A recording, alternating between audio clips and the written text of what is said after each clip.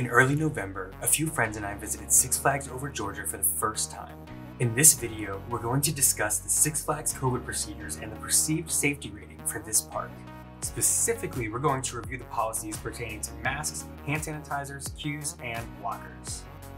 Now, I live in Orlando, and in case you didn't know, all the theme parks are now open again and have very stringent mask and safety policies. As we quickly realized, these policies did not quite make their way over to Georgia. Before we dive into this, if you could hit that like button, that would be amazing because that helps recommend my videos to more people. So basically, my success is dependent on you. Thank you so much, and let's begin. I'm going to say some things that may seem like I'm knocking the Six Flags brand, but please keep in mind that this is not the intent of the video. The intent is to keep you, the potential guests, well informed so you can determine whether or not you would like to visit. Alright, let's get this one out of the way first. First up, we have the mask policy. It's supposedly mandatory to wear a mask at all times in the park for guests and employees. However, we found this to be anything but true. Here are some anecdotes to support this. Note, for most of these, I did not have my camera on, so as not to appear rude, but everything I'm about to tell you is true and not exaggerated. We were chatting casually with a security officer about the park, and then he mentioned one of his responsibilities was to ensure others are wearing a mask. However, he himself had his mask below his nose, which, as you know, does virtually nothing to stop the spread of COVID-19. Here's another one. I asked a food worker if I could get the discounted funnel cake at her location. She turned around to speak loudly to her coworker, and so that she could be heard, she took off her mask entirely at a food and beverage location. Additionally, we saw guests walking around using the chin diaper method, aka not wearing their mask at all.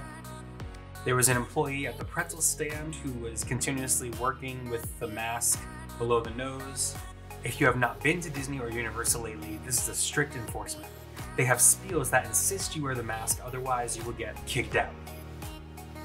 Lastly, there were some operations folk holding a sign at ride entrances that say masks are mandatory, though they themselves were not actually enforcing the rules, and therefore let several guests by who were not wearing masks, ultimately rendering their sign and their efforts useless. Okay, that's enough mask stories. I think you get it by now. And again, I'm not saying Six Flags is a terrible company for doing this. What I'm saying is these policies are just handled very differently than in Orlando. And so if you want to go, then feel free to go. I'm just telling you what we experienced. All right, next let's talk about the dreaded Six Flags lockers.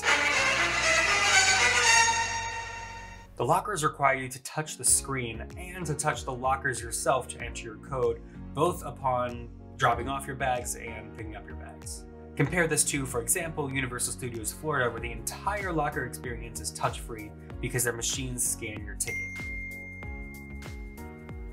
And who knows how often Six Flags cleans these screens and lockers? I certainly don't want to guess. Additionally, there was a concern with locker space, specifically at Twisted Cycle. At other theme parks, they only permit one member of each party to enter the locker area, but here there is no regulation.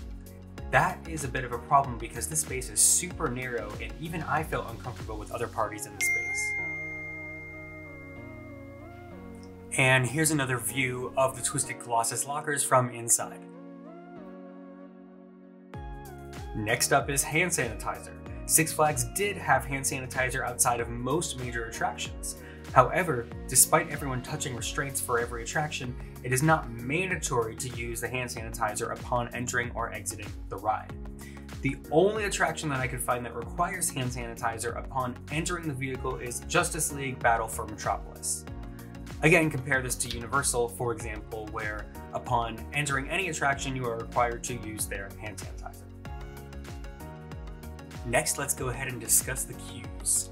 There were some efforts made to enhance the queues to encourage physical distancing, namely the 6-foot markers on the paths, but these were seldom adhered to by guests. There were some attractions that added plexiglass dividers, which were better than nothing, but it wasn't enough to feel great about the queue situation. Here is the worst offender I could find, the Goliath queue. Notice there's no plexiglass dividers, no one is abiding by the markers, and there is no distancing in general.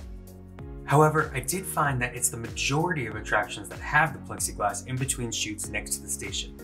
This was a great enhancement, but it would have been nice if they could extend the plexiglass into at least part of the queue. So that about wraps it up. Six Flags Over Georgia has the infrastructure to keep their park safe and COVID-free, but unfortunately I didn't get the impression they are using that infrastructure as intended. To sum it up, hand sanitizer is not mandatory for rides, mask policy is not enforced by employees, lockers are not touch-free, and the guests in the queue need to be distanced better, whether by plexiglass or closing certain sections of the queues. For these reasons, I'm giving Six Flags Over Georgia a perceived safety rating of 1.5 out of 5. For what it's worth, neither I nor anyone in my party contracted anything during our stay, so if you plan to go here are a few quick tips that we picked up. Keep in mind, I'm going to do an entire video on how to maximize your time and money at Six Flags Over Georgia. But for now, use the back of your knuckles for the locker screen interface if you need a locker. Bring hand sanitizer with you because theirs felt watery and this way you can use it at any time. And bring your own water bottle. If you enjoyed this video, don't forget to subscribe because it helps out the channel so much, and this way you'll be informed when the next tips video is released. Plus, you'll get to see new theme park tips and reviews videos every single week.